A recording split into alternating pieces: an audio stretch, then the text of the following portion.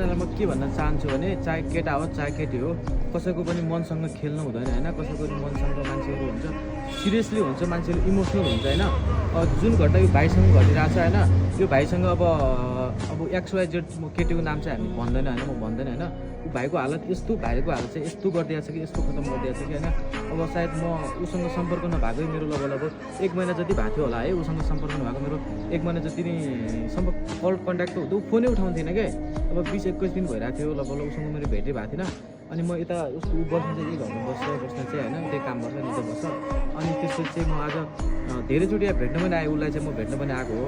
तर ऊ चाहिँ कहिले देखिन्थेन कि म माथि गएर चाहिँ हेर्नु पनि, रुममा मलाई थाहा छैन रुम पनि, हेर्नु पनि मैले भएन।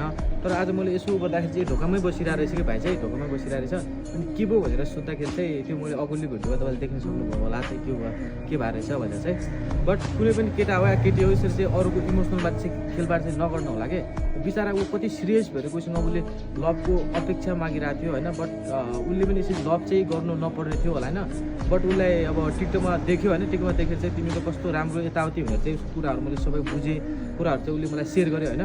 यसो तिमीको कति राम्रो, म तिमीलाई माया गर्छु भनेर चाहिँ उसँग मतलब केटीहरू नजिक भएछ है। अनि भएछ बिचारो होला भनेर ऊ पनि सिरियस भएर चाहिँ यति डिप लभमा फसेछ, यति डिप लभमा फसेछ। यस्तो 20-21 दिनमा 2 हप्तामै डिप लभमा फसेछ, अब कस्तो होला होइन। त्यतिसम्म चाहिँ पुऱ्याइदिएछ होइन। पछि आएर तिमी मेरो हुन सक्दैनौ के भन्यो अरे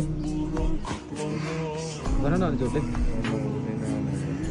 म तिमीसँग बस्न सक्दैन, तिमी मतलब जस्ट टाइम पास मात्र कि टाइम पास। तिमीसँग पैसा चाहिँ मागेन साँच्चै भन है तिमी, मतलब अनि तिमीले त यत्रो टाइमसम्म कमाएको पैसा कहाँ हाल्यौ?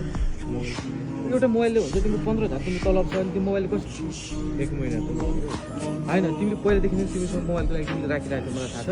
मलाई लाग्छ ऊ मलाई भन्न गइरहेको छैन, तर उसले उसको घरमा पनि म बुझेअनुसार उसले घरमा पैसा नै पठाएको छैन। तिमीसँग अहिले कति पैसा छ त?